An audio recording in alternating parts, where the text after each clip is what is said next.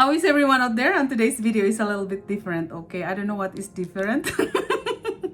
But anyway, I have a video. I honestly make a video last week, and this video I deleted them everything because this video is too much emotion, okay? And I don't want people like while watching me is make them more emotional. This is not the way how I help people, right? So I was even thinking, okay, if this person is watching me at this time, at this moment, and if I'm crying and this person is already been like heck, then this person make more emotional, right? Based on my own experience, I'm here in Canada more than 15 years. For us immigrants in this country, sometimes it's not easy, right? Especially you don't have much family members. Before you come to Canada, you need to ask yourself, are you ready to like start from the scratch, start your life, start a new environment, the jobs that you get used to in your own back home, especially if you are like you're making good money in your country, but it's because of this dream. You have to ask yourself many times, because to come here in Canada is not easy. The money you spend to come here in Canada, because to come here in Canada you need to spend thousands and thousands of money, your time and effort. Some people even selling their houses, whatever business left in their own country just to move here in Canada, okay? And if I were you, before you move to Canada, whatever, if you have your own investment in your own country, don't sell them, okay? Keep it, okay? If you have some businesses, just keep it. Don't just sell them and move to Canada. When you are in your country, you're thinking about Canada, right? It's a beautiful country, of course, and I am proud that I'm Filipino Canadian in this country, and this is my adopted country, and I'm so proud for that. If you have a good life in your own country, think twice, many times. Don't just said because you can afford to come here in Canada and then just said, okay, I will move to Canada. Especially if by yourself, okay, and all your parents, your siblings, your husband and wife is in back home, whatever country you are, and you want to move here in Canada, sometimes you have to consider if you are strong enough to fight, like, you know, to fight.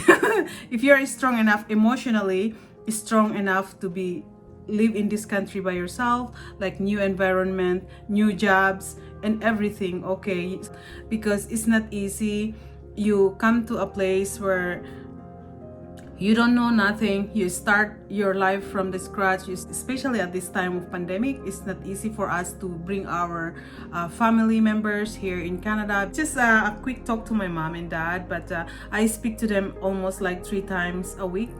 Sometimes if they miss to call me, I call them. But the problem in Philippines, you know, sometimes the signal is hard, you know, because sometimes you call them, it's out of coverage, or they need to have money to put in their cell phone, then they can call me via messenger, you know, so we can see each other. So for me is I'm very much emotional about previous months, because I was even thinking about the situation now, and it's because they are in Philippines and I miss them, you know. I don't want to be emotional here.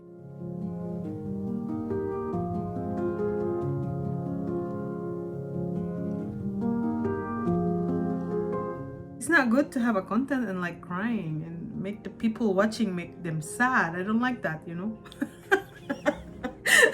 It's better to laugh and like, you know, ding ding ding ding. Okay. The problem here in this country is not easy to bring our siblings, our brother or sisters here in this country, or our parents. The parents, you can bring your parents here in Canada like a super visa or like a visitor visa, okay? So like my parents, they come and go back and forth for 6 years, but now my parents, I can see them when they are here in Canada. They're my mom is okay because she's busy helping me here in my day home. She's busy helping me for my kids, and during summertime she's okay like doing all the gardening in my backyard, and she's happy for that, right? But my dad is like a little bit different. I think his mind is in Philippines, right? For us immigrants here in Canada, you know, it's not easy when you don't have much of family. Okay, I don't want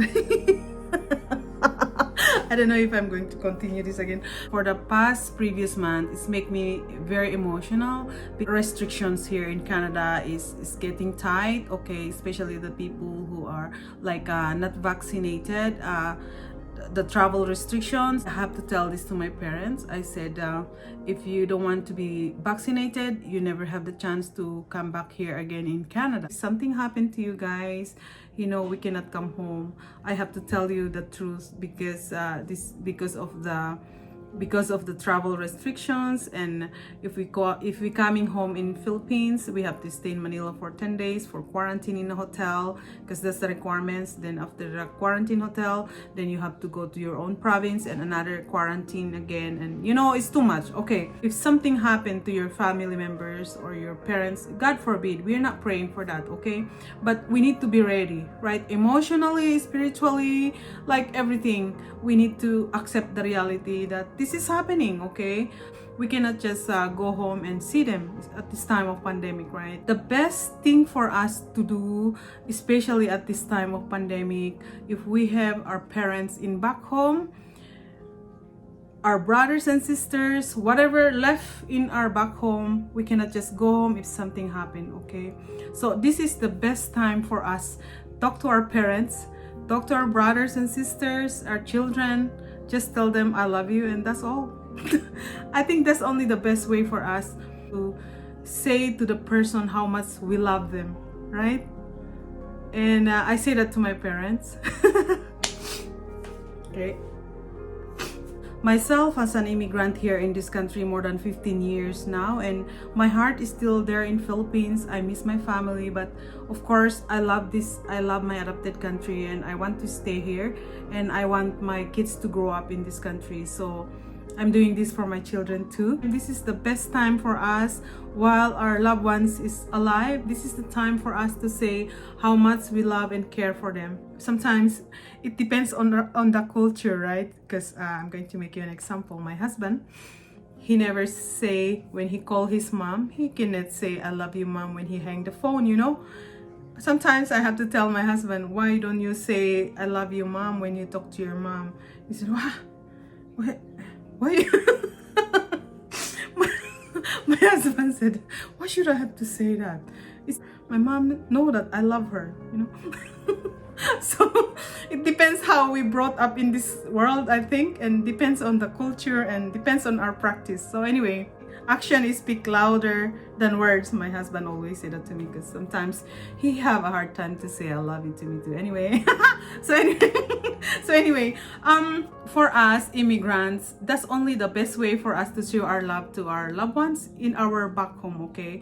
We call them, or if sometimes if we are shy to say I love you by words, just text them, you know, text them, I love you mom, I love you dad, I love you brothers. If you have your own group chat, just say to them sometimes, just say, hey, I love you all. And you know, because we don't know life, we don't know next day if we're still alive in this world, right? And if something happened to them, we don't feel guilty that way, right? Because we already say how much we love this person. It doesn't make sense when the person is dead and that's the time we're going to celebrate his life. We are going to say how much this person good is. So hard to say. When the person is like, I don't know how to say in English, so hard. So you guys understand? Anyway, not all people are the same, okay? Some people celebrate in different way, but it's just my own opinion. So I told my parents, because you and Papa is refusing to be vaccinated, and you will never have a chance to come back here again in Canada. and that's make me very emotional for that, you know. Behind, when after I talk to them, it's like it feels me like I'm sad. Okay, I'm very sad when I say that, but when I talk to my mom and dad, I was like laughing, like, you know. But actually I'm sad after I tell them the truth. I said, you will never have a chance to come back here in Canada again. And my mom said, it's okay, I'm happy here in Philippines, you know. I have my small business. And I told them, okay, then you have to be very careful, don't just hang around with like too much people. Okay, stay away because you're old people. And my mom said, you know, we are in our 70s and it's okay, we can die anytime. I said, yeah, if you die anytime, we're not going to come and see you, because how can we come, you know? If you're going to die for COVID, they will just after you die, they will just put you in a plastic bag and you throw you away, right? And my mom said, it's okay, I can go to heaven. I said, oh, okay. And of course, for me, I respect my mom and dad decision if they don't want to be vaccinated, and it's okay. That's their own choice, that's their body, so it's okay. But I told them, please stay home as possible, you know, don't just go around. And my mom said, no, we are good, we stay home. My mom said, oh, we are okay, don't worry too much to us, you're the one who's going to take care of yourself, my mom said to me. So which is true. Okay, so anyway, that's just my story of my mom and dad. So, and I love them so much. There, so I'm talking to my mom today in Philippines. There is my mom. Hi mama, how are you? You're good? Yeah, my mom have a grocery store in Philippines, so that's how she is doing. Busy Lola, huh? Can I see Papa, Mama? Oh, hi, Papa. Bye, Mama. I love you. You take care. And Papa. Bye, Papa. Thank you for watching, and I'll see you for my next video. God bless everyone. Bye-bye.